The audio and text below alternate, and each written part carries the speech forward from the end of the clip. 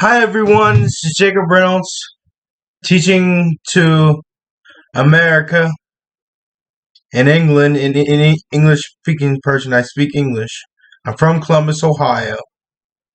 I live in Columbus, Ohio. I have my own condo here. I'm 30. I studied Buddhism since I was 16 and I'm 30 now. And I reached the end of it for this life at least. And I would like to share with you what I know. First, introduction. Buddha was a prince in Nepal. He was a prince in Nepal.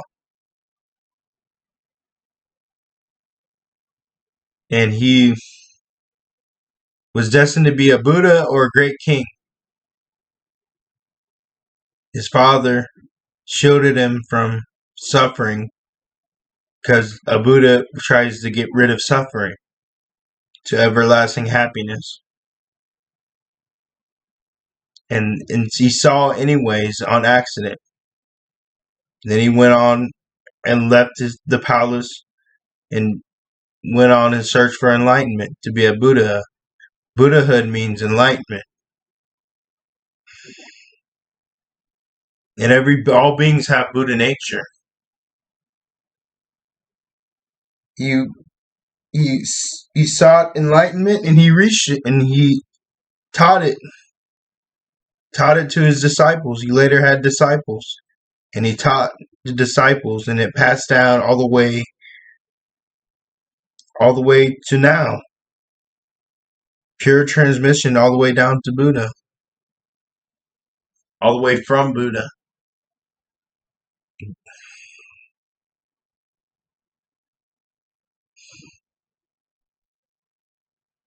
And what he reached is nirvana. Nirvana, we became Buddha when he reached nirvana. Nirvana is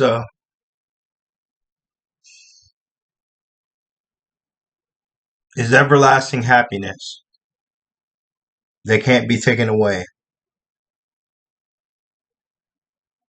can't be destroyed. It's immortal.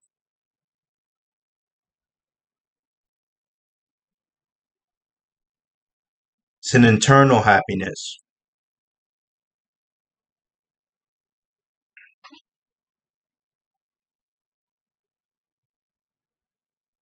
And he reached it, and he taught others how to reach it.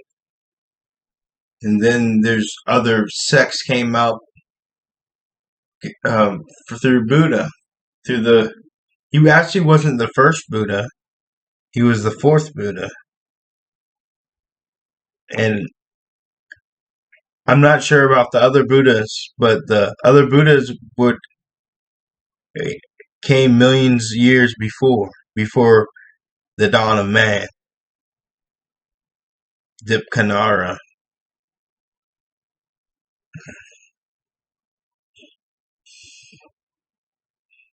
Buddha, all beings have Buddha nature. Every being nature is the potential to be a Buddha.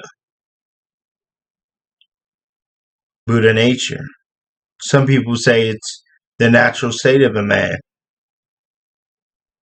but some say it's the potential for a man, and man and woman. Women are completely equal in Buddhism. Buddhas are unisecular, male and female.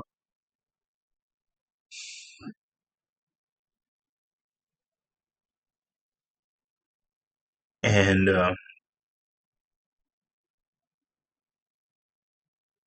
we can all do this. We can all have Buddhism in our lives. We can all reach nirvana.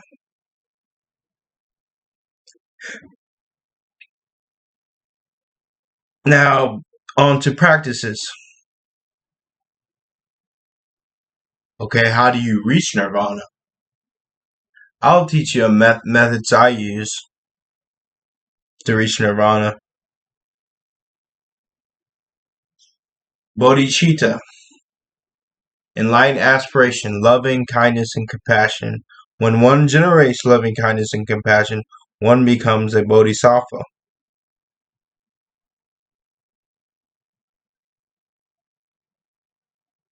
One becomes a bodhisattva when one generates loving kindness and compassion. Loving kindness and compassion is nirvana. Why? Because a harmful action is a wrong action. Action of benefit is a right action. An action of love. The Buddhist love is loving kindness and compassion, goodwill and concern with others' suffering.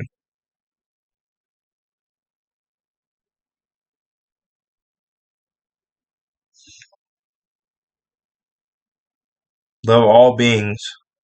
You can just say love. You don't have to. But love is not sex in Buddhism. Sex can be harm. Sex can be harmful. The discipline, I'll talk about the discipline later. Love all beings like you would sacrifice yourself for them. Why would you do that? To reach nirvana, you should. Buddha did sacrifice himself for beings. If you want to be a Buddha and reach nirvana, maybe love beings so much that you take self-sacrifice and you will reach nirvana. If you sacrifice yourself for others, and what you gain is enlightenment. But don't harm yourself. I wouldn't harm yourself. If it's harm, walk away.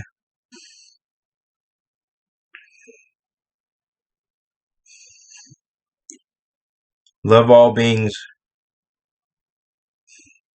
Say in your mind, I love beings. I love all beings. And now Shine meditation. Shine is a Tibetan meditation to calm the mind. The mind, all actions come from the action of the mind. So we must tame our minds. And how we tame our minds is by counting our breath to 21 and repeating and relaxing and counting our breath to 21, sitting, standing, laying down, anywhere. It doesn't matter where you are. You can meditate and do Shine. It means tranquil, abiding meditation. And the point of it is your thoughts in your head. You're touching on every thought when you count your breath. You're touching every thought and saying, that's my thought. I don't hate it. It's kind of hurts, but I can get over it. It's my thought. Don't get mad at my thought. Even if it's a bad thought or offensive thought, you can get over it and love beings and love your thoughts. And this, when you have Shine, complete Shine, you have a power called Samadhi.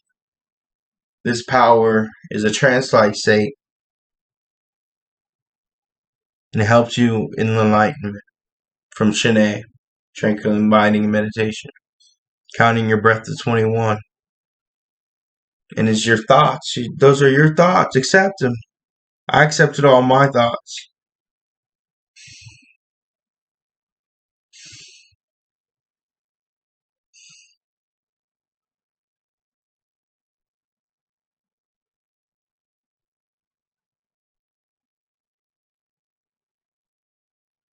I'm a Buddha.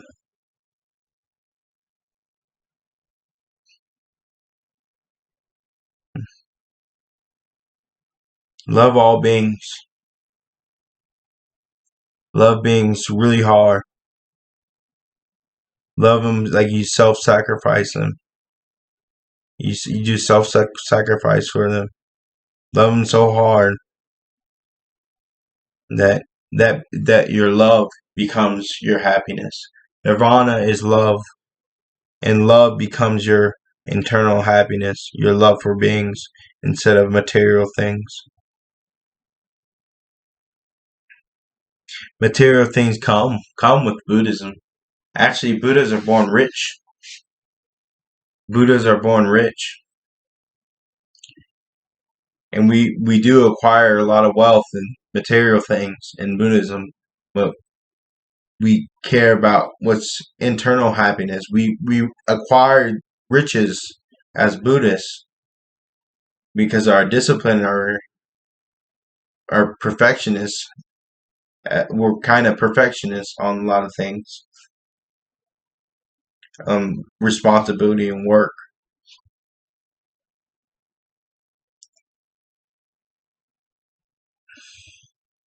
We acquire all this wealth,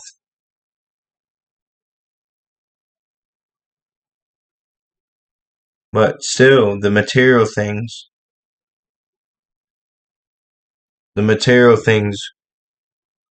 we don't care much for. We care more for the love of beings and have internal happiness. And our internal happiness is love for all beings. A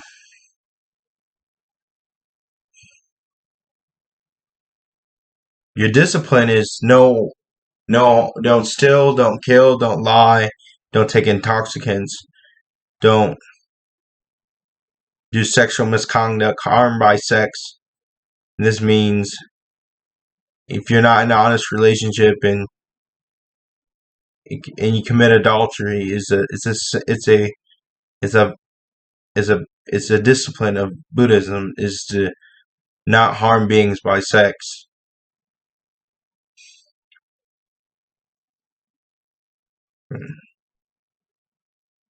And intoxicants, don't do drugs, alcohol, cigarettes, because it's bad for your body. You're harming yourself, and you could harm others. Smoking can harm others. Secondhand smoke.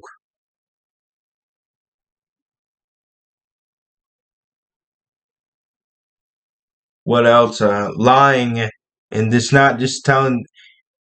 Lying is not just is the only speech this sin in Buddhism is to slander people as well. Say things in a harmful way to beings is slandering them is even if it's not lying, it's still bad in Buddhism to slander and harm beings by your speech, including lying is a sin. Killing is a sin. Killing animals is a sin. Killing a person is a sin.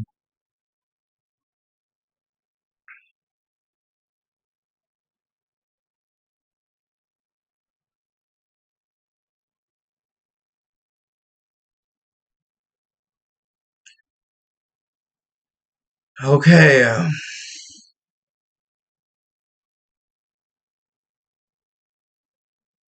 love is nirvana. You will acquire a lot of things. People will notice you as a Buddhist. People will see you. They'll be like, they will notice they will look at you and they will if you really are into Buddhism and you really reach attainments like arhatship as I did. I'm an arhat. I reach arhatship. I'm a Buddha of the Hinayana, the small vehicle. Some say it's selfish, but not me. I do the king-like bodhisattva path. I'm still an arhat, though. I don't think it's selfish. It's good. There's nothing wrong with it. It says in Buddhism, there's nothing wrong with happiness for yourself and others. Reaching nirvana.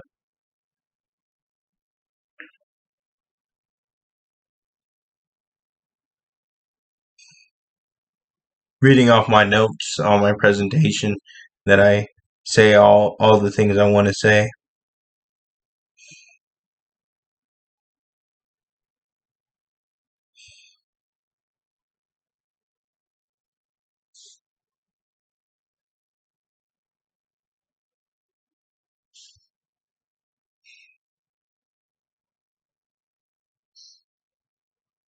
and people will notice you.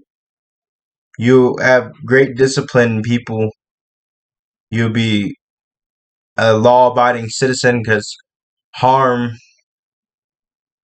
harming beings, harming beings is a lot of the crimes.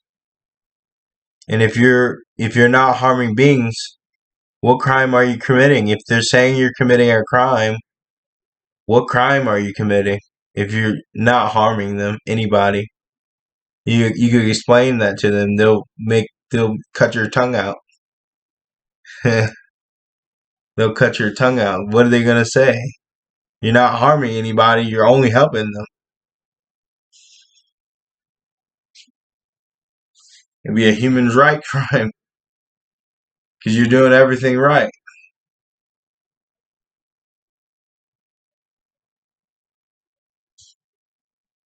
They'll cut your tongue out.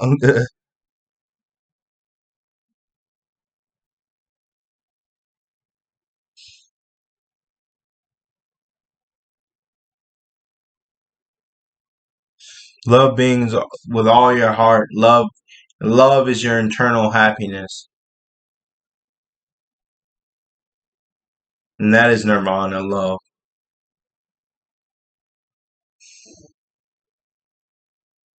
How you love. How you love. You love beings just because it's something you. It's a path you want to take. Like beings almost living within you. Like beings are part of you.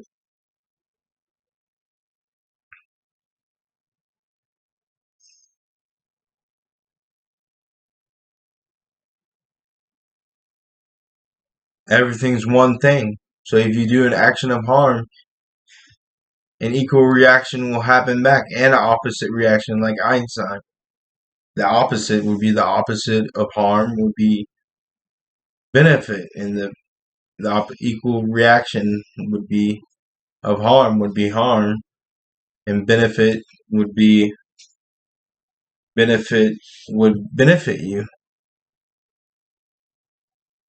And the opposites are devil and devil and God.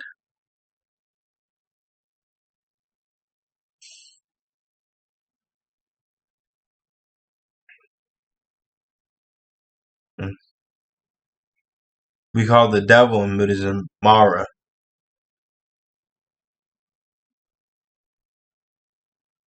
He tries to stop beings from reaching enlightenment.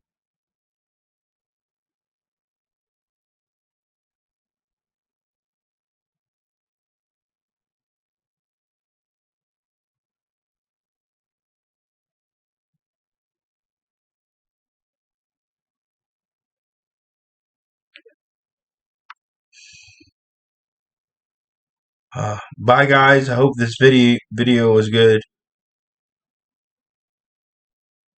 My first video on this account. Bye.